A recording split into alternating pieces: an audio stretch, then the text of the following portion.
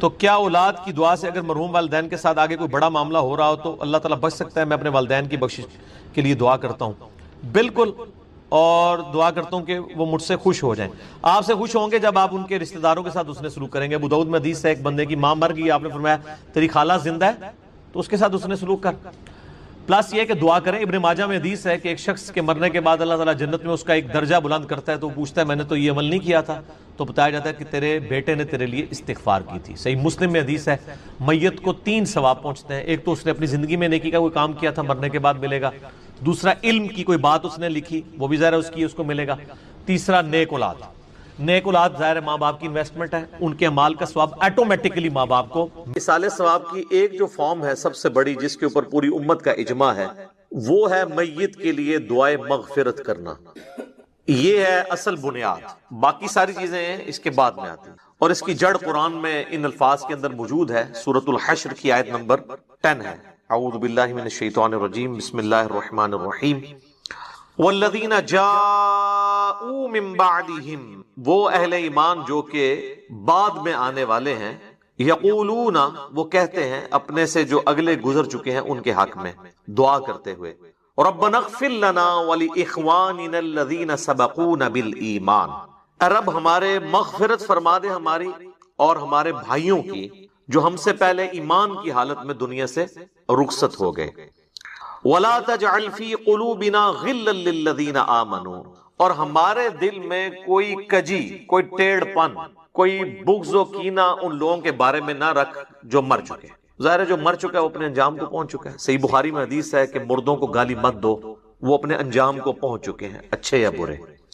ربنا انک رؤوف الرحیم، اے میرے رب بے شک، اے ہمارے رب بے شک تو بخشنے والا ہے، مہربان ہے۔ تو یہ اہل ایمان کو یہ بات سکھائی گئی ہے کہ ان کی یہ روش ہونی چاہیے کہ جو بھی ایمان کی حالت میں ان سے پہلے لوگ چلے گئے ان کے لیے دعائیں مغفرت کریں۔ اب یہ ایک الگ حقیقت ہے تلخ کہ ایمان کی حالت میں ہمارے معاشرے کے اندر تو اسی کو سمجھا جاتا ہے جو آپ کے فرقے پہ مرا ہو، کیونکہ دوسرے فرقے پہ مر جائے تو وہ تو ایمان کی حالت میں مرا ہی نہیں ہے۔ تو اب یہ ایک تلخ حقیقت ہے، اور اسی وجہ سے آپ دیکھتے ہیں کہ جب ایک مکتب فکر کے لوگ دوسرے مکتب فکر کا جنازہ پڑھ لیتے ہیں تو پھر بعد میں ان کے علماء فتویٰ دیتے ہیں کہ بھئی آپ کا تو نکاح ہی ٹوٹ چکا ہے، آپ نکاح بھی دوبارہ کروائیں اور تجدید ایمان بھی کروائیں، اور اس قسم کی کئی ایک فنی ویڈیوز جو اوریجنل ویڈیوز ہیں، اسلام کا مذاق اڑانے والی، مسلمانوں کی وجہ سے جو ویڈیوز بنی ہیں وہ معاشرے کے اندر عام ہیں، وہ آپ نے اکثر اوقات دیکھی ہوں گی۔ اب میرے بھائیو، یہ جو دعا کا معاملہ ہے یہ اللہ تعالیٰ نے ایسا اوبلیگیٹری رکھا ہے کہ ہماری جو اسلام کی بیسک ٹیچنگز ہیں ان کے اندر اس کو ایک ضروریات دین کے طور پر اللہ تعالیٰ نے ان چیزوں کو جاری فرما دیا ہے۔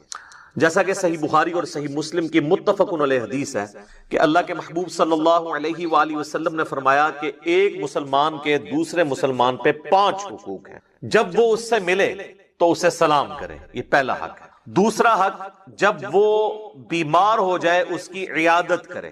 تیسرا حق، جب وہ مر جائے تو اس کی نماز جنازہ پڑھے، تو ظاہر ہے نماز جنازہ میں دعا مانگے گا مرے ہوئے کے لیے۔ چوتھا حق، جب وہ دعوت دے تو اس کی دعوت کو قبول کرے۔ اور 5واں حق یہ ہے کہ جب وہ چھینک کے جواب میں الحمدللہ کہے تو آپ اس کے جواب میں کہیں یرحمک اللہ، اللہ تعالیٰ تجھ پر رحم فرمائے۔ تو یہ 5 بنیادی حقوق ہیں، جس میں تیسرا حق ایک مسلمان کی نماز جنازہ پڑھنا ہے، اور نماز جنازہ میں ظاہر ہے کہ دعا اللہ تعالیٰ نے اس کے اندر بلٹ ان رکھ دی ہے۔ صحیح مسلم میں ایک حدیث ہے کہ اللہ کے محبوب صلی اللہ علیہ وآلہ وسلم نے فرمایا کہ جس کے جنازے میں 40 ایسے لوگ شریک ہوں جو اللہ تعالیٰ کے ساتھ شرک نہ کرتے ہوں تو اللہ تعالیٰ ان 40 لوگوں کی شفاعت اس میت کے حق میں قبول و منظور فرما دے گا، یعنی اس کی مغفرت فرما دے گا۔ تو یہ بہت بڑی فضیلت ہے۔ تو یہ بھی مرے ہوئے بندے کو زندہ لوگوں کی طرف سے پہنچنے والی ایک نفع مند چیز ہے۔ آپ اسے ایصال ثواب کہہ لیں، آپ اس کو دعائے مغفرت کہہ لیں، کوئی بھی۔ نماز جنازہ میں ہم جو دعا مانگتے ہیں، ویسے تو کئی ایک دعائیں رپورٹ ہوئی ہیں، سب سے مشہور دعا وہ ہے جو جامعہ ترمذی کے اندر ہے، سنن ابی داؤد کے اندر ہے، سنن ابن ماجہ کے اندر ہے، اور مشکات المصابیح کے اندر بھی موجود ہے۔ اللہم اغفر لی حینا و میتنا، اے اللہ ہمارے جتنے زندہ ہیں ان کی بھی مغفرت فرما اور جو مر چکے ان کی بھی مغفرت فرما. اللہم اغفر لحینا و میتنا و شاہدنا و غائبنا، اور جتنے یہاں پہ موجود ہیں ان کی بھی اور جو یہاں پر موجود نہیں ان کی بھی، وصغیرنا و کبیرنا، اور جتنے ہمارے چھوٹے ہیں اور جتنے ہمارے بڑے ہیں، وذکرنا و انثانا، اور جتنے مرد ہیں اور جتنی عورتیں ہیں. اللہم من احییتہ منا فاحیہ علی الاسلام، اے اللہ جب تک تو ہمیں زندہ رکھے تو اسلام پر زندہ رکھنا. ومن توفیتہ منا فتوفہ علی الایمان، اور جب ہمیں موت آئے تو ایمان کی حالت میں موت آئے. آمین. اچھا مزے کی بات دیکھیں کہ اس میں میت کا ذکر صرف ایک دفعہ ہے، باقی سب زندوں کے لیے دعائیں ہیں. اور یہ جو جنازے کی ایکٹیویٹی بیسیکلی رکھی اس لیے گئی ہے کہ ایک تو آپ اپنے مسلمان بھائی کا حق پورا کریں گے، اور دوسرا آپ وہاں پہ جا کے اپنی موت کو یاد کریں، نہ کہ وہاں پہ بھی جا کے آپ واٹس ایپ میسیجز دیکھ رہے ہوں. آپ دیکھ رہے ہیں کہ میت کو دفنایا جا رہا ہوتا ہے اور لوگوں کے فون بج رہے ہوتے ہیں. کئی لوگ تو یعنی میت کو دفنانے کے لیے قبر میں اترے ہوتے ہیں نا، تو ان کے بھی فون وہاں پہ بج رہے ہوتے ہیں. یعنی یہ ہماری کمٹمنٹ کا لیول ہے آخرت کے ساتھ اور دنیا کے ساتھ، یہ آپ کمپیریزن کر سکتے. پھر اس سے اگلا ورژن ہے، سنن ابی داؤد میں حدیث ہے کہ جب اپنے بھائی کو دفنا چکو تو اس کی قبر پر کھڑے ہو کر اس کے قبر میں سوالات کی استقامت کے لیے دعا کرو. یہ نبی الاسلام نے حکم دیا ہے. ایک تو ویسے ہمارے یہاں پہ عموماً لوگ نماز جنازہ کے بعد دعا مانگنا شروع کر، تو وہ تو کوئی ثابت نہیں ہے. وہ جس سنن ابی داؤد یا سنن نسائی کی حدیث کا سہارا لیتے ہیں وہ تو الفاظ ہی کچھ اور ہیں. وہ یہ کہ جب اپنے بھائی کے لیے جنازہ پڑھو تو خلوص سے اس کے لیے دعا مانگو.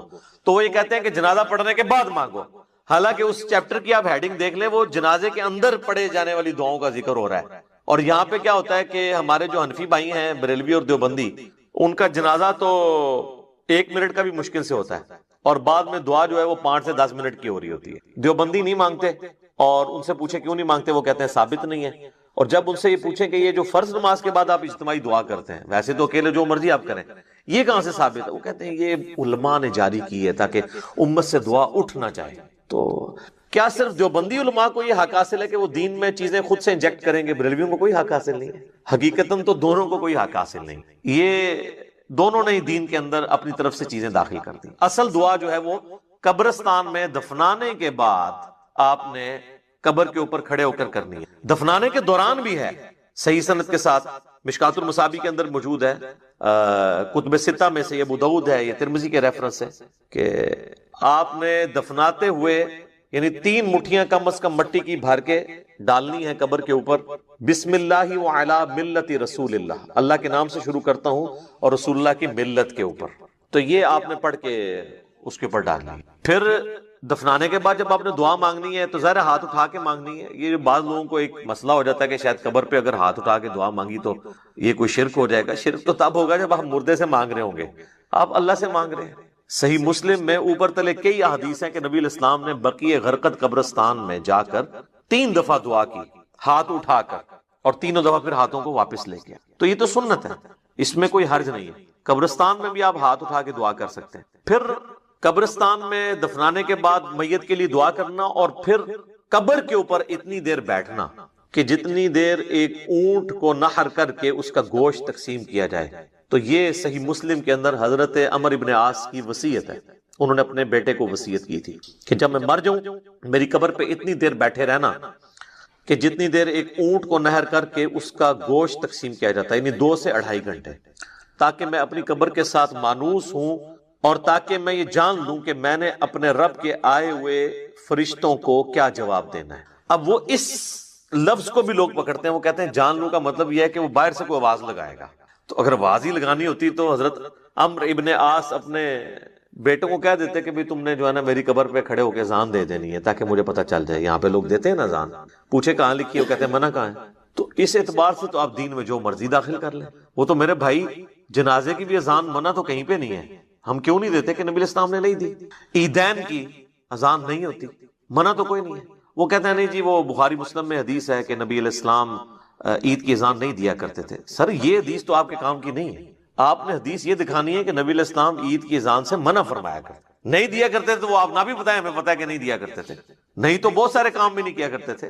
نبی علیہ السلام کی 3 بیٹیاں آپ کی مبارک زندگی میں فوت ہوئی ہیں، آپ نے ان کو اپنے ہاتھوں سے دفنایا، آپ نے کسی کا تیجا 40واں نہیں کیا۔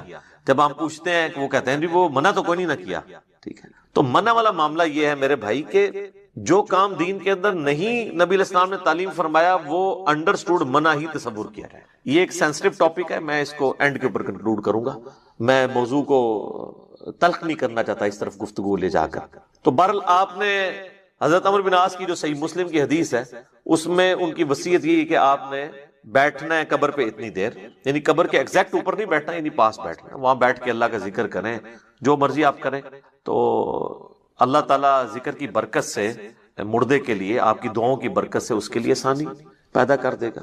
اور ظاہر ہے کہ یہ بھی اللہ کی مرضی ہے، زبردستی تو اللہ تعالیٰ کو کسی کی دعاؤں سے نہیں لگائی جا سکتی۔ والعیاذ باللہ تعالی۔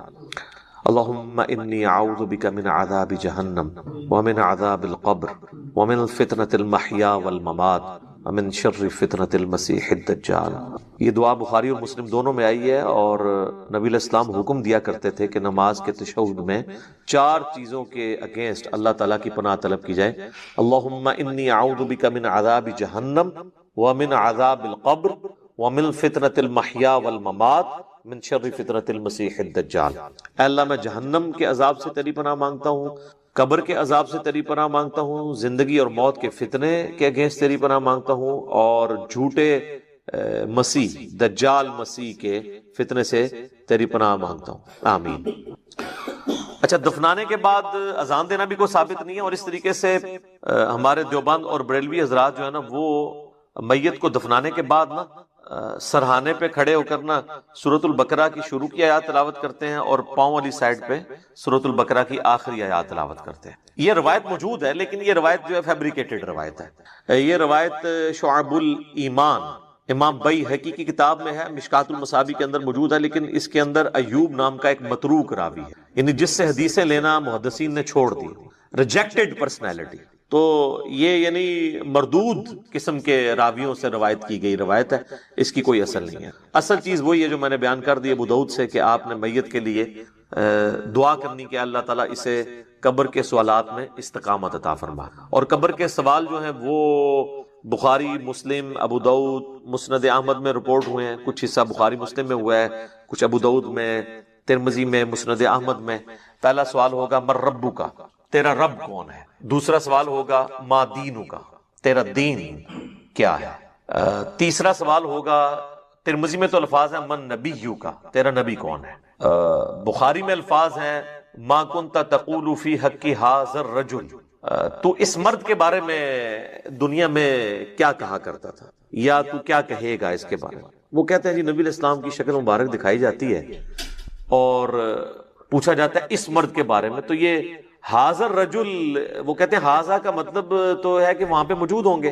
سر اگر حاضا کا مطلب وہاں پر موجود ہوں گے تو اس کے جواب میں یہ تو نہیں ہونا چاہیے ہوا محمد رسول اللہ، ہوا تو پھر جو ہے وہ تھرڈ پرسن کا صیغہ ہے، ہونا چاہیے حاضا محمد رسول اللہ۔ تو اس کا جو ایک طریق ہے مسند احمد اور سنن ابی داؤد میں، اس میں الفاظ ہیں اس مرد کے بارے میں تیرا کیا خیال ہے؟ الذی بعث فیکم، جس کو اللہ نے تم میں مبعوث کیا تھا نبی بنا کے۔ یہ نہیں کہ یہ جو قبر میں آپ کے سامنے آئے ہوئے ہیں یا کوئی قبر میں تصویر دکھائی جاتی ہے، یہ بالکل جھوٹی بات ہے۔ تو یہ 3 سوالات، اور ایک چوتھا سوال ہے جو میں نے ایکسپلور کیا تھا، جس کی وجہ سے کافی ہنگامہ کھڑا ہوا کہ قبر میں 3 نہیں 4 سوال ہوں گے۔ وہ چوتھا سوال جو ہے وہ مؤمن کے لیے اور منافق کے لیے ڈیفرنٹ ہوتا ہے، وہ بخاری میں بھی ہے، سنن ابی داؤد کے اندر بھی۔ مؤمن جو ہے وہ تینوں سوالوں کے جواب دیتا ہے، تو فرشتے چوتھا سوال کرتے ہیں کہ تجھے کیسے پتا چلا؟ تو وہ کہتا ہے کہ میں نے اللہ کی کتاب پڑھی اور نبی علیہ السلام کے نبی ہونے کی تصدیق کی۔ تو اللہ کی کتاب اگر پڑھی نہیں ہوگی تو تصدیق کیسے کریں گے؟ یہ کتاب پڑھیں گے تو آپ تصدیق کریں گے۔ تو اور منافق کہتا ہے ہائی ہاتا لا ادری لا ادری، ہائے افسوس ہائے افسوس، مجھے کچھ پتا نہیں، مجھے کچھ پتا نہیں۔ تو فرشتے اس کو کہتے ہیں کہ تو نے خود پڑھ کر سیکھنے کی، سمجھنے کی کوشش کیوں نہیں کی، یا کسی ایسے شخص سے پڑھنے کی کوشش کیوں نہیں کی جسے ان چیزوں کا پتا تھا؟ دونوں معنی درست ہیں۔ تو جب تک آپ خود اللہ کو سیریس نہیں لیں گے آپ سچائی تک پہنچ نہیں سکتے۔ تو اس لیے میں نے کہا تھا قبر میں 3 نہیں 4 سوال ہونے، اور چوتھا سوال جو ہے وہ تمام سوالات کی جان ہے۔ اگر زندگی میں پتا چل جائے تو پہلے 3 سوالوں کا جواب کے لیے تیار ہونا آپ کے لیے آسان ہو جائے گا، ادروائز تو مشکل ہو جائے گا۔ بہرحال ایک ضمناً یہ بات تھی۔ تو قبر پہ بھی آپ نے دعاؤں میں مردوں کو یاد رکھنا ہے. اس کے بعد عام حالت میں بھی آپ جب قبرستان جائیں گے تو آپ کو دعا سکھائی گئی ہے. صحیح مسلم میں الفاظ ہیں: السلام علیکم اہل الدیار من المؤمنین والمسلمین وإنا ان شاء اللہ بکم للاحقون نسأل اللہ لنا ولکم العافیہ. تم پر سلامتی ہو اے مؤمنین اور مسلمین جو اس قبرستان کے اندر دفن ہو، خواہ مرد ہو یا عورت ہو. السلام علیکم اہل الدیار من المؤمنین والمسلمین وإنا ان شاء اللہ بکم للاحقون. اور اللہ نے چاہا تو ہم بھی ان قریب تمہارے ساتھ آ کے ملنے والے ہیں، ظاہر ہم نے بھی مرنا ہے. اور پھر سات الفاظ ہیں کہ ہم تم سے تمہارے لیے اور اپنے لیے اللہ کے حضور عافیت کا سوال. نسأل اللہ لنا ولکم العافیہ، ہم اللہ سے سوال کرتے ہیں تمہارے لیے اور اپنے لیے عافیت کا. یہ دعا ہے. تھوڑے بہت الفاظ کے فرق کے ساتھ صحیح مسلم میں اور دعائیں بھی ہیں، بلکہ یہ سب سے آسان دعا، یاد رکھنی بھی آسان ہے. ایک دعا ہے جامع ترمذی کے اندر: السلام علیکم یا اہل القبور. وہ روایت اصول محدثین پہ ضعیف ہے، اصل دعا یہی ہے. بلکہ صحیح مسلم میں ایک حدیث ہے، ہم عائشہ کہتی ہیں کہ نبی علیہ السلام ایک دفعہ میرے ساتھ بستر پہ لیٹے تھے، تو تھوڑی دیر بعد آپ نے یہ محسوس کیا کہ میں سو گئی ہوں، تو آپ علیہ السلام چپکے سے اپنے بستر سے نکلے اور بقیع غرقد مدینے کے قبرستان کی طرف چلے گئے. تو کہتی ہیں میں بھی نا جاسوسی کرنے کے لیے پیچھے کسی اور بیوی کے پاس نہ چلے گئے، میں بھی نکلی اور میں نے حضور علیہ السلام کو دیکھا کہ آپ بقیع قبرستان میں یوں ہاتھ اٹھا کے دعا کر رہے ہیں. 3 دفعہ آپ نے ہاتھ اٹھا کے دعا کی اور اپنے ہاتھوں کو واپس کیا. تو وہ کہتی ہیں میں جلدی جلدی بھاگتی بھی واپس آئی، آ کے بستر پہ لیٹ گئی، اور یہ یعنی میں نے ایکٹ کرنے کی کوشش کی کہ میں تو یہاں سے گئی نہیں تھی، لیکن سانس پھولا ہوا تھا، سانس تو نہیں کو روک سکتا. وہ بزرگ ہی ہیں جو 12 دن تک وضو روک کے رکھتے ہیں، تو چونکہ جھوٹ ہوتا ہے نا، تو کہتے ہیں کہ میرا سانس پھولا ہوا تھا. نبی علیہ السلام جب واپس آئے تو انہوں نے سیدہ عائشہ سے فرمایا کہ تم میرے پیچھے آئی تھی، اور اگر تم مجھے نہیں بتاؤ گی نا تو تمام غائب کا جاننے والا تو مجھے بتا ہی دے گا. علم غیب بھی کلیئر کر دیا حضور نے. آپ نے نہیں کہا کہ مجھے تو پتہ ہے، میں تو حاضر و ناظر ہوں. ان کا مجھے اللہ تو خبر دے دے گا. تو تم نے کیا گمان کیا اللہ اور اس کا رسول تمہارے ساتھ خیانت کریں گے، یعنی میں کسی اور بیوی کے پاس چلا گیا؟ تو ان کا یا رسول اللہ ایسا ہی تھا، میں آپ کے پیچھے آئی تھی. تو آپ نے فرمایا کہ اصل میں جب میں لیٹا تو جبرائیل علیہ السلام اللہ کی طرف سے میرے پاس آئے اور انہوں نے مجھے اللہ کا پیغام دیا کہ اللہ تعالیٰ آپ کو حکم دیتا ہے کہ آپ بقیع غرقد کے جو مدفن ہے وہاں پہ لوگ، ان کے لیے جا کے دعائیں مغفرت کریں. اچھا، وہ دعائیں مغفرت تو آپ وہاں بھی بیٹھ کے کر سکتے تھے. اس سے یہ پتہ چلی کہ قبرستان جا کے دعائیں مغفرت کرنا یہ چیز پسندیدہ ہے اللہ تعالیٰ کو. اور پھر نبی علیہ السلام سے دعا کروانا یہ امت کی تعلیم کے لیے بھی تھا. تو نبی علیہ السلام نے وہاں پہ دعا کی، آپ کی دعا کی برکت کا حصہ ان لوگوں کو نصیب ہوا. تو اس سے یہ پتہ چلا کہ آپ قبرستان جا کے آپ ہاتھ اٹھا کے بھی دعا کریں گے، رات کے وقت بھی جا سکتے ہیں. اور صحیح مسلم میں الفاظ ہیں، ام عائشہ کہتی ہیں کہ نبی علیہ السلام اکثر بقیع غرقد قبرستان چلے جایا کرتے تھے دعا کرنے کے لیے قبرستان میں. تو یہ یعنی نبی صلی اللہ علیہ وآلہ وسلم کی سنت ہے. باقی ہاتھ اٹھا کے دعا کرنا فرض نماز کے بعد بھی اپنی انڈیویجول دعا کر سکتے ہیں، اس کے لیے تو کوئی ممانعت نہیں. ابو داؤد میں تو روایت کمزور ہے، لیکن المستدرک للحاکم میں صحیح سند سے ہے کہ تمہارا رب سخی ہے، کریم ہے، حیا فرماتا ہے ایسے شخص سے جو اس کے حضور ہاتھ اٹھا کے دعا کرتا ہے کہ اسے محروم لوٹائے. ہاتھ اٹھا کے دعا کرنا اللہ تعالیٰ کو بغیر ہاتھ اٹھائے دعا کرنے سے زیادہ محبوب ہے. اور دعا کے بعد چہرے پہ ہاتھ پھیرنا بھی سنت ہے، بلکہ امت یہ وہ سنت ہے جو واقعی سنت ہے، جو اجماع اور عملی تواتر سے ٹرانسفر ہوئی ہے. اور الادب المفرد امام بخاری کی کتاب کے اندر صحیح بخاری کی سند کے اوپر یہ حدیث موجود ہے کہ حضرت عبداللہ ابن زبیر اور حضرت عبداللہ ابن عمر یہ دعا کے بعد اپنے چہرے پر ہاتھ پھیرا کرتے تھے. نبی اسلام کے حوالے سے بھی ملتا ہے، ابو داؤد میں روایت کمزور ہے، اس لیے شیخ زبیر علی صاحب نے مشکات کے فٹ نوٹ پہ اس روایت کے اوپر ضعیف کا حکم لگا کے ساتھ الادب المفرد کی روایت لکھ دی ہے کہ یہ روایت درست ہے.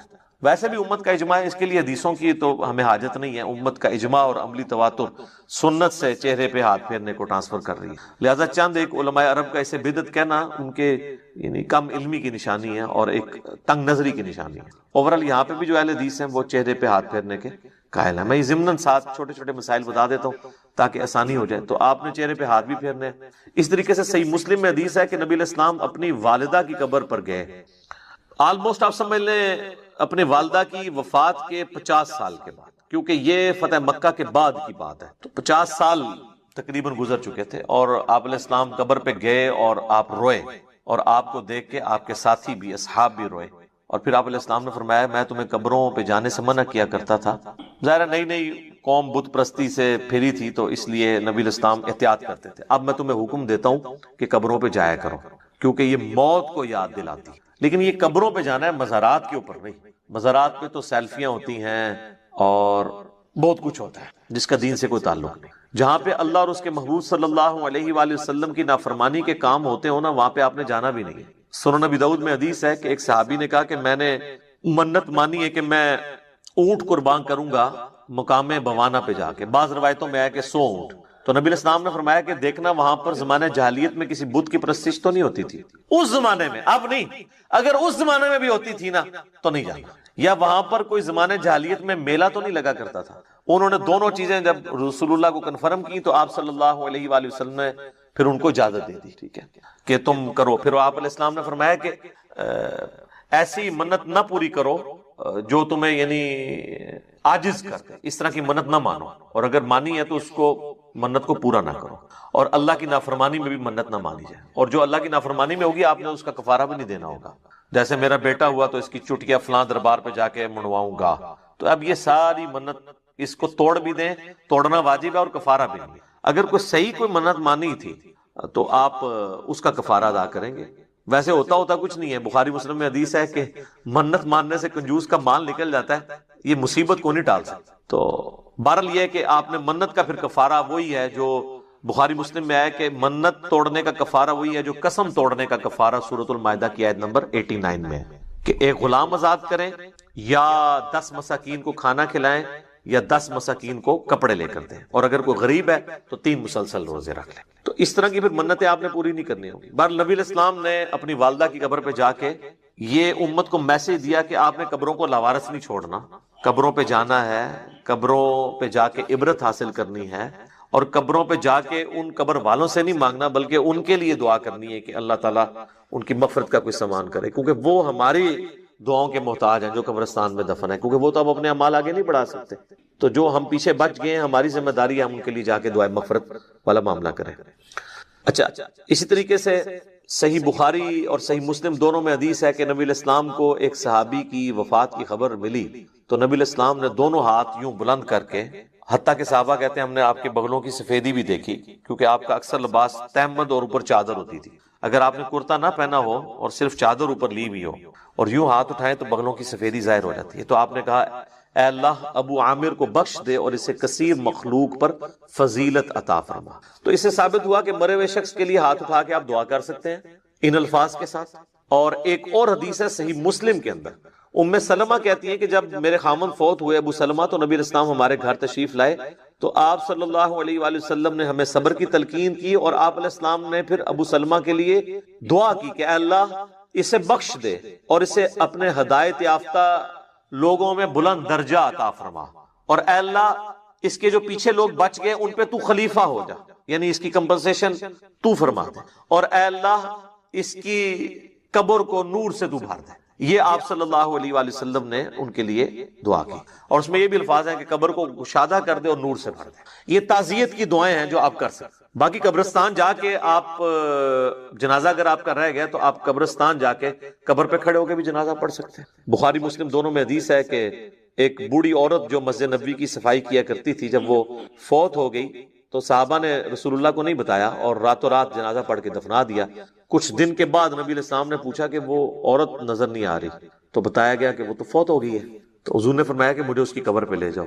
تو اب حضور علیہ السلام کو کسی صحابی نے یہ نہیں کہا کہ یا رسول اللہ آپ تو ہر مومن کی قبر میں جاتے ہیں، تو 3 دن پہلے تو آپ تشریف لے گئے ہوں گے، آپ کو تو پتہ ہی ہوگا کہ یہ مر چکی ہے۔ اس زمانے میں یہ عقیدے نہیں ہوا کرتے تھے، نہ کسی کے دماغ میں ہوتا تھا۔ تو رسول اللہ صلی اللہ علیہ وسلم کو وہ قبر پہ لے گئے تو آپ علیہ السلام نے جا کے وہاں پہ قبرستان میں اس کی قبر پہ کھڑے ہو کر جنازہ پڑھا۔ یہ غائبانہ نماز جنازہ نہیں ہوتا کیونکہ اس میں تو قبر سامنے ہوتی ہے، اور اس کا طریقہ یہ ہوتا ہے کہ آپ نے قبر کی ایسی سائڈ پہ کھڑے ہونا ہے کہ آپ کا قبلہ کی طرف رخ ہو اور قبر آپ کے سامنے ہو۔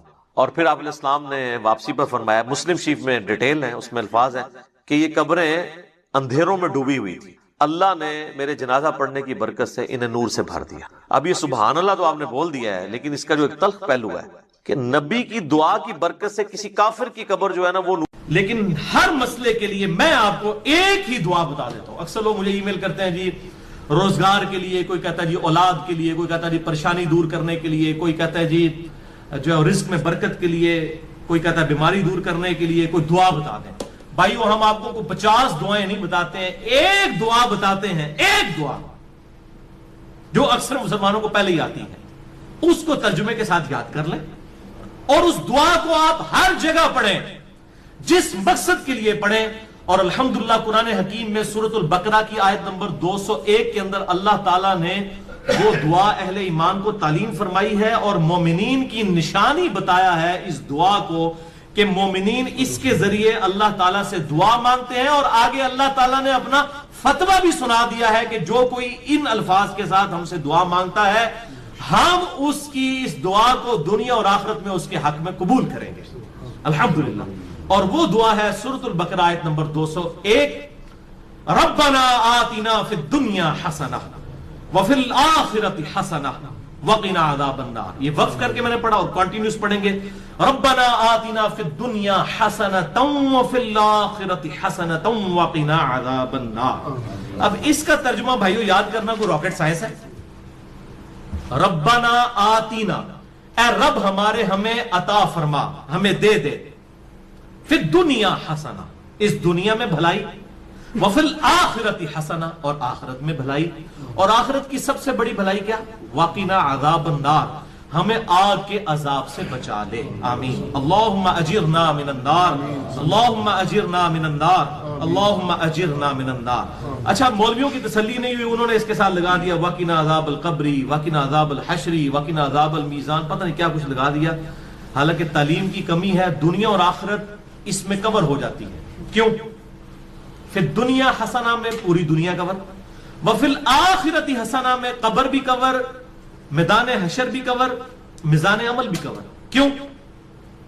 بخاری اور مسلم کی متفق علیہ حدیث ہے کہ آپ صلی اللہ علیہ وسلم نے فرمایا جو شخص مر گیا اس کی قیامت قائم ہو گئی، مرتے ہی قیامت قائم ہو گئی.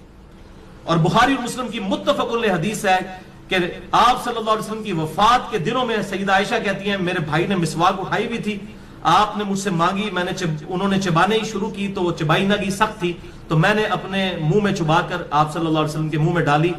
اللہ تعالیٰ نے میرے تھوک کو اور نبی صلی اللہ علیہ وسلم کے تھوک کو اس دن جمع فرما دیا ایک ہی جگہ پر جو نبی صلی اللہ علیہ وسلم کی دنیا کی زندگی کا آخری دن اور آخرت کی زندگی کا پہلا دن تھا. بخاری اور مسلم میں. تو اما عائشہ حضور کی وفات کے دن کو کیا کہہ رہی ہیں؟ آخرت کی زندگی کا پہلا دن. تو وفی الآخرۃ حسنہ میں قبر بھی آ گئی، آخرت بھی آ گئی، میزان عمل بھی آ گیا، سب کچھ آ گیا. تو یہ مولویوں نے خام خواہ بیچ میں چیزیں، وہ کسی نے ودخلنا مال ابرار یا عزیز و یا غفار، پتہ نہیں کیا کچھ بیچ میں لگایا ہوا ہے. بس یہ کامل دعا یہی ہے، ربنا آتنا فی الدنیا حسنہ وفی الآخرۃ حسنۃ وقنا عذاب النار. اس کو بدل نہیں سکتے، یہ بہت خطرناک معاملہ ہے. بخاری اور مسلم کی متفق علیہ حدیث ہے. ایک صحابی کو آپ نے دعا تعلیم فرمائی وضو کے بعد کی، اس میں الفاظ تھے بنبی کا ارسلتا، میں ایمان لایا اس پر جو تیرے نبی کے ساتھ نازل ہوا. اس صحابی نے دعا پڑھتے ہوئے کہہ دیا برسولی کا ارسلتا. اب کوئی فرق ہے؟ میں ایمان لایا اس کتاب پر جو تیرے رسول پر نازل ہوئی. رسول تو سپرلیٹو ڈگری ہے، نبی سے بھی اوپر کی ڈگری. ہر نبی رسول نہیں ہوتا، چاند ایک رسول ہے. آپ صلی اللہ علیہ وسلم فرمایا تو نے میرے الفاظ کیوں چینج کیے؟ وہی کہہ جو میں نے کہا تھا بنبی کا ارسل تھا. اب اس نے کہا یا رسول اللہ میں نے کون سی گستاخی کر دی ہے، میں تو اچھے الفاظ استعمال کیے ہیں، عشق دے چلے نمبر لے گئے، عقل والے ہوتے ہیں انجے ہی عملہ گالیاں، کچھ نہیں انہوں نے کہا. اب جو نبی صلی اللہ علیہ وسلم اپنے الفاظ کو نہیں بدلنے دے رہے اور اچھے الفاظ اس نے استعمال کیے، وہ یہ اجازت دیں گے کہ آپ صلی اللہ علیہ وسلم کی سنت دعاؤں کو آپ اس حوالے سے چینج کریں کہ اس میں چیزیں ایڈ کرنا شروع کر دیں، یہ آپ صلی اللہ علیہ وسلم اجازت دیں گے؟ تو یہ بدعت کے ٹاپک پہ میں نے کم از کم 5 گھنٹے کی گفتگو ریکارڈ کروا دی ہے، مثلا نمبر 75A اور 75B ahlsunnatpak.com پہ. اس میں بھی میں نے یہ ان حدیثوں کو ڈیٹیل کے ساتھ ڈسکس کیا تھا. لہذا نوکری کا مسئلہ ہو، رشتے کا مسئلہ ہو، پیپر دیے میں وہ پاس ہونے کا ایشو ہو، بیماری کا مسئلہ ہو، کوئی مسئلہ ہے اپنے ذہن میں رکھیں اور پھر دنیا حسنہ کو دل میں رکھیں کہ دنیا میں میرے لیے بھلائی، ہر چیز بھلائی. اچھی صحت کیا بھلائی نہیں ہے؟ اچھی نوکری کیا بھلائی نہیں ہے؟ اچھی بیوی کیا بھلائی نہیں ہے؟ ہر چیز ذہن میں رکھتے ہوئے جو آپ کی خواہش ہے یہ دعا کریں ربنا آتنا فی الدنیا حسنہ وفی الآخرۃ حسنۃ وقنا عذاب النار. اور اس میں یقین کریں آپ کو گلٹ بھی نہیں ہوگا.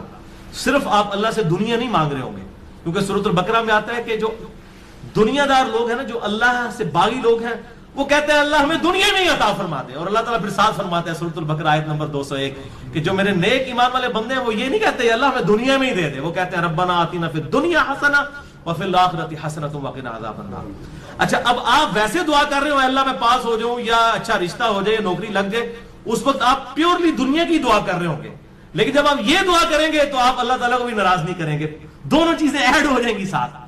یعنی اللہ تعالیٰ کو بھی آپ سے کوئی گلہ شکوہ اس حوالے سے نہیں رہے گا. آپ کہہ رہے ہوں گے یا اللہ ربنا آتنا فی الدنیا حسنہ وفی الآخرۃ حسنۃ وقنا عذاب النار, تو آپ اہل ایمان میں شامل ہو جائیں گے سورۃ البقرہ آیت نمبر 201 کے تحت.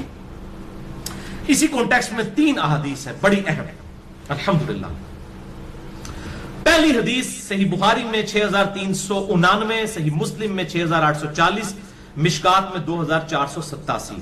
سیدنا انس ابن مالک رضی اللہ تعالیٰ عنہ جنہوں نے 10 سال تک آپ صلی اللہ علیہ وسلم کو وضو کروایا, آپ کی وفات کے بعد 82 سال تک زندہ رہے اور 93 ہجری کے اندر بصرہ میں فوت ہوئے. آخر میں فوت ہونے والے چند صحابہ میں سے ہیں انس ابن مالک, بہت قریبی صحابی آپ صلی اللہ علیہ وسلم. ان سے کسی تابعی نے آگے پوچھا کہ بتائیے کہ اللہ کے نبی, تو سورہ یوسف کی آیت نمبر 67 اور 68, اعوذ باللہ السمیع العلیم من الشیطان الرجیم بسم اللہ الرحمن الرحیم. وقال یا بنی, انہوں نے کہا کہ اے میرے بیٹو. یعقوب علیہ السلام نے اپنے 11 بیٹوں کو اب نصیحت کی اکٹھی. بار میں تو یوسف علیہ السلام تھے 11 یہ بیٹے, بنیامین سمیت 10 بیٹے وہ اور مین 11. لا تدخلوا من باب واحد, مت داخل ہونا ایک دروازے. یعنی اس وقت شہروں کے باہر فصیلیں ہوتی تھی, مختلف دروازے ہوتے تھے. تو یعقوب علیہ السلام نے کہا کہ تم 11 بھائی, ظاہر ہے یہ اونچے لمبے تگڑے قسم کے بھائی, اور ایک دروازے سے داخل نہ ہونا یعنی نظر نہ لگے, اس حوالے سے وہ ایک دروازے سے مت داخل ہونا. وَادْخُلُوا مِنْ أَبْوَابٍ مُتَفَرِّقَةٍ, اور داخل ہونا تم مختلف دروازوں سے, 2-3 بھائی ایک دروازے سے, 2-3 دوسرے سے, 2-3 تیسرے سے, مختلف دروازوں سے تم داخل ہونا. وَمَا أُغْنِي عَنْكُمْ مِنَ اللَّهِ مِنْ شَيْءٍ, ہاں نہیں پہنچا سکتی کوئی چیز بھی فائدہ تمہیں اللہ تعالیٰ کی تقدیر کے مقابلے. یعنی انہوں نے ساتھ اپنا عقیدہ بھی کلیئر کیا کہ یہ جو میں نظر سے بچانے کے لیے کوشش کر رہا ہوں, اس کے باوجود اگر کوئی تقدیر میں تمہارے لیے کوئی تکلیف لکھی ہوئی وہ تو آ کر رہنی, میری یہ تدبیر جو ہے تمہیں روک نہیں سکتی. تقدیر والا معاملہ, البتہ نظر جو ہے وہ برحق ہے, وہ انشاءاللہ بخاری مسلم کی احادیث کی روشنی میں بتاؤں گا کہ نظر تو لگ جاتی ہے. البتہ اگر نظر والا معاملہ نہ بھی ہو اور کوئی تقدیر والا معاملہ ہونا ہو اللہ کی طرف سے, وَلَنَبْلُوَنَّكُمْ بِشَيْءٍ مِّنَ الْخَوْفِ وَالْجُوعِ, اللہ کی طرف سے کوئی آزمائش آنی ہو تو وہ تو آ کر رہے. ان الحکم الا للہ, حکم تو نہیں ہے مگر اللہ ہی کا. علیہ توکل, اسی پر میں نے بھروسہ کیا. وعلیہ فلیتوکل المتوکلون, تو توکل کرنے والوں کو اسی ہستی پر توکل کرنا. ولما دخلوا من حیث امرهم ابوہم, جب وہ مصر میں داخل ہوئے اسی طریقے سے جیسا کہ ان کے باپ نے حکم دیا تھا. ما کان یغنی عنہم من اللہ من شیء, تو اللہ تعالیٰ کے مقابلے پر ان کو تقدیر کے اس معاملے میں کوئی چیز فائدہ نہیں پہنچا سکتی تھی.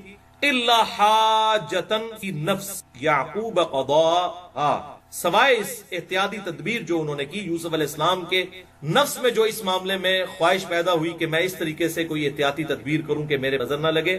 اللہ تعالیٰ کی اگر کوئی تقدیر غالب ہونے والی ہوتی کسی معاملے میں تو وہ اس کو روک نہیں سکتی, لیکن ساتھ ہی اللہ تعالیٰ نے ان کو انڈورس بھی کر دیا یعقوب علیہ السلام. وَإِنَّهُ لَذُو عِلْمٍ لِمَا عَلَّمْنَاهُ, اور بے شک وہ صاحب علم تھے اس علم کے سبب جو ہم نے یعقوب علیہ السلام کو سکھایا تھا.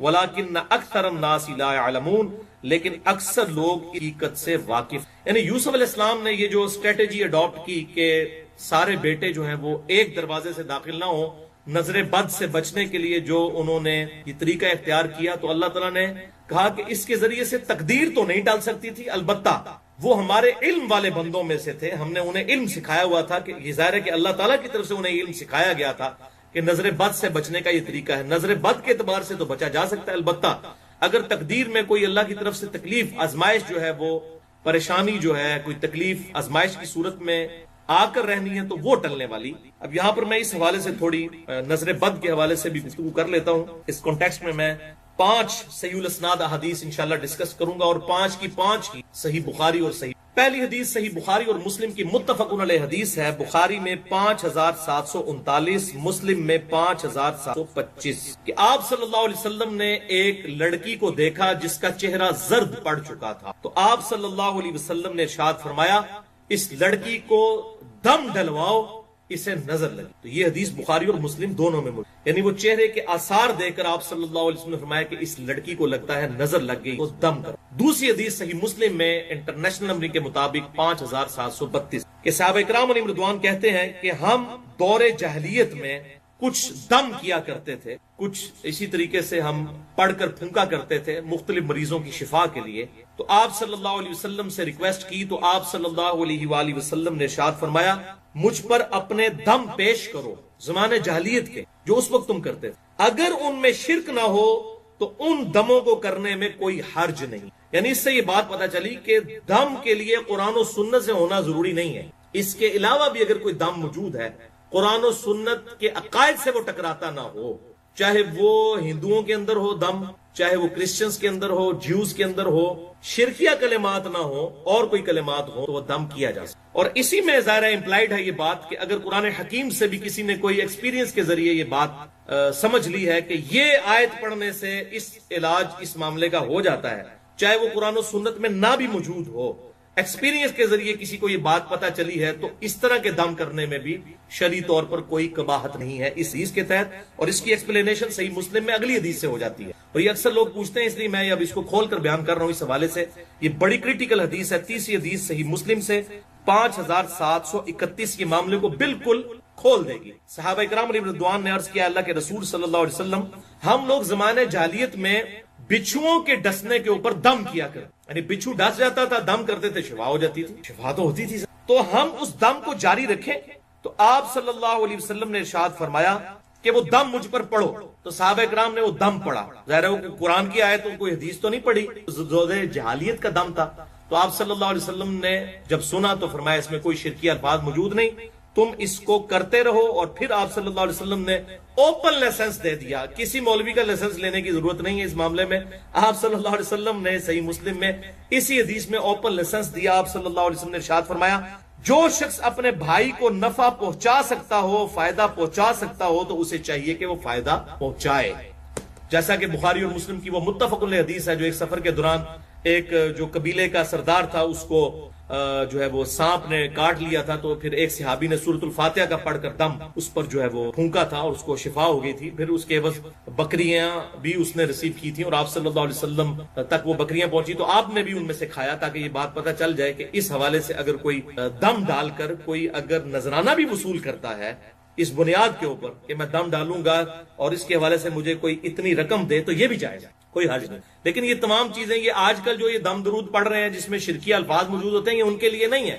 اگر سنت کے مطابق کوئی دم پڑے اور اس کے ذریعے اس کو کوئی ذریعہ معاش بھی بنا لیتا ہے اس حوالے سے اور نذرانے وصول کرتا ہے تو یہ بخاری اور مسلم کی متفق علیہ حدیث ہے، بڑی مشہور حدیث ہے، یہ سورۃ الفاتحہ کے دم کے، یہ جائز ہے اگر اس کے ساتھ اس طرح کمٹمنٹ کر لی جائے لیکن شرک کے الفاظ نہ ہو۔ تو اس میں آپ صلی اللہ علیہ وآلہ وسلم نے معاملہ بالکل کھول کر بیان کر دیا۔ سوال اینڈ میں چوتھی حدیث بھی صحیح مسلم سے ہے، انٹرنیشنل نمبر کے مطابق 5702، کہ آپ صلی اللہ علیہ وسلم نے ارشاد فرمایا العین حق، نظر کا لگ جانا یہ حق بات ہے کہ ایسا ہو جاتا ہے، نظر لگ جاتی ہے۔ پھر آپ صلی اللہ علیہ وسلم نے ساتھ ہی ارشاد فرمایا اگر کوئی شے تقدیر پر بھی سبقت لے جاتی تو وہ نظر ہے، اور جب نظر لگ جائے اور کوئی شخص تم سے غسل کا مطالبہ کرے تو اس کے لیے غسل کر دیا کرو۔ اب یہ ایک پورا معاملہ ہے، یہ غسل کرنا کیا ہے، وہ بخاری اور مسلم میں حدیثیں ملتی ہیں، الموطا امام مالک میں بھی ڈیٹیل کے ساتھ، کہ ایک صحابی تھے سیدنا سہل بن حنیف رضی اللہ تعالیٰ عنہ، ان کو نہاتے ہوئے دوسرے صحابی نے دیکھا عامر بن ربیعہ رضی اللہ تعالیٰ عنہ، تو یہ سہل بن حنیف بڑے خوبصورت تھے، ان کا جسم جو ہے بڑا گورا چٹا تھا، تو عامر بن ربیعہ رضی اللہ تعالیٰ عنہ نے کہا کہ کتنا خوبصورت جسم ہے، ماشاء اللہ نہیں کہا، کوئی دعائے برکت نہیں دی بلکہ تعریف کی، بس وہ کیا تھا وہ موندے پہ گئے، فوراً ایسی نظر لگی کہ وہ سخت تکلیف میں چلے گئے، تو آپ صلی اللہ علیہ وسلم کے پاس جب یہ بات پہنچی تو آپ نے بلا کے عامر بن ربیعہ کو ڈانٹا اور فرمایا کہ تم اپنے بھائی کو قتل کرنا چاہتے ہو، تمہیں تو یہ کہنا چاہیے تھا کہ اللہ تعالیٰ نے اسے برکت دی ہے، ماشاءاللہ، اس قسم کے الفاظ استعمال کرنے چاہیے، اور یہ ہماری مسلمانوں کی ٹریڈیشنز ہیں، سبحان اللہ، الحمدللہ، انشاءاللہ، ماشاءاللہ. وہ سورۃ الکہف میں بھی آتا ہے، وہ جو باغ میں داخل ہوا تو اللہ تعالیٰ اس نے ماشاءاللہ نہیں کہا تو پھر دیکھیں باغ کے ساتھ کیا اشر ہوا. تو ایون اپنے بیوی بچوں کو، اپنے خاندان کو دیکھنا اور کسی بات سے خوش ہو، اپنی نظر بھی بعض اوقات انسان کی لگ جاتی ہے تو فوراً پڑھنا چاہیے ماشاءاللہ، جیسا اللہ نے چاہا، لا حول ولا قوت الا باللہ. تو اس قسم کے کلمات اللہ کی طرف ان چیزوں کو منسوب کرنا چاہیے، ورنہ نظر لگ جاتی ہے، یہ برحق ہے نظر کا لگ جانا. تو کتنے الفاظ زبردست ہیں. صحیح مسلم 5702 کہ اگر تقدیر پر بھی کوئی بات غلبہ پا لیتی، اگر یہ ہوگا تو نہیں لیکن اگر پا سکتی، تو یہ اتنی سٹرونگ چیز ہے نظر کا لگ جانا. جب غسل کا مطالبہ کیا جائے تو غسل کرو. اور وہ میں واقعہ سنا رہا تھا جو آپ بخاری اور مسلم میں ہے، الموطا امام مالک میں بھی ڈیٹیل کے ساتھ آیا، مشکات میں بھی موجود ہے. تو سہل بن حنیف جو ہے ہوتے مندے ہی پہ گئے، ظاہر ہے کہ ان کو اتنی سخت نظر لگ گئی. تو آپ صلی اللہ علیہ وسلم نے عامر بن ربیعہ کو بلا کر فرمایا تم اپنے بھائی کو قتل کرنا چاہتے ہو، اس کے لیے برکت کی دعا کرتے اگر تم نے اتنا اس کا خوبصورت جسم دیکھا تھا. تو آپ صلی اللہ علیہ وسلم نے پھر ان کے لیے علاج تجویز فرمایا کہ یہ عامر بن ربیعہ جس کی نظر لگی ہے یہ غسل کرے، اپنے ہاتھ پاؤں اور اپنا چہرہ یہ سب کچھ دھوئے یا وضو کرے، اور اس پانی کو ایک جو ہے برتن میں جمع کیا جائے، پھر اس پانی کے ساتھ وہ شخص غسل کرے کہ جس کو نظر لگی ہے. تو ایسا جب کیا گیا تو ان کی نظر اتر گئی، وہ بالکل ٹھیک ہو. تو یہ وہ مسلم میں جو الفاظ ہیں، جب غسل کا مطالبہ کیا جائے تو غسل کر دینا چاہیے. تو آپ سے بھی اگر کوئی مطالبہ کر دیتا ہے کہ جی جناب غسل کرو، لگتا ہے تہاڈی نظر لگی ہے، تو پھر مطالبہ پورا کرنا ضروری ہو جائے گا اس حوالے سے. تو اس کے لیے پورا غسل کرنا ضروری نہیں ہے. اس میں بھی الفاظ موجود ہیں کہ وہ اس صحابی نے وضو کیا، اپنے چہرے پہ پانی ڈالا، یہ چھوٹا غسل ہی ہوتا ہے نا وضو جو ہے، اور ہاتھ جو ہے کونیوں تک دھوئے، تو اس طریقے سے پاؤں دھوئے تو وہ پانی جمع کیا گیا، پھر اس سے غسل کروایا گیا. تو سہل بن حنیف رضی اللہ تعالیٰ نے اس کی برکت سے شفا دے دی. اچھا، 5ویں حدیث.